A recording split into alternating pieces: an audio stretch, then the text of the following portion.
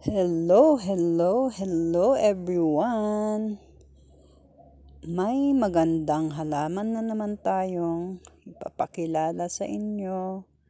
And I'm sure very common ito kasi isang klase ng damo na halos nakikita sa iba't ibang lugar tulad ng mga abandonado na lugar, sa mga farmland, wasteland, mga backyard ba.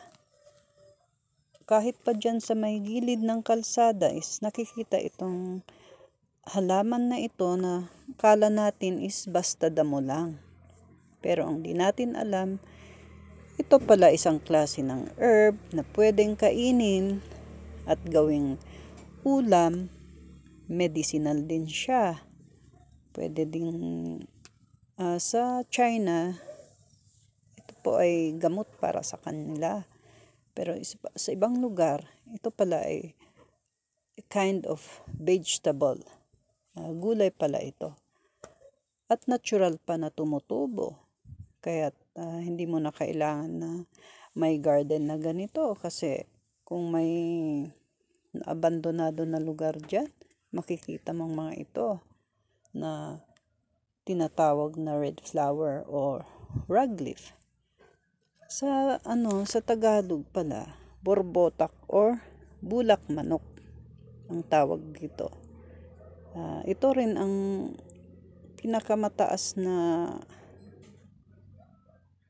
paglaki niya is 180 cm tall.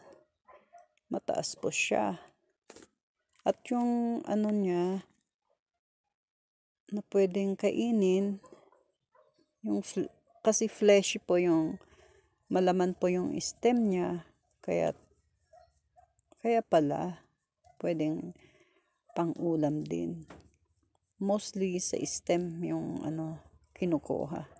Hindi po masyado sa leaf, kundi sa stem talaga.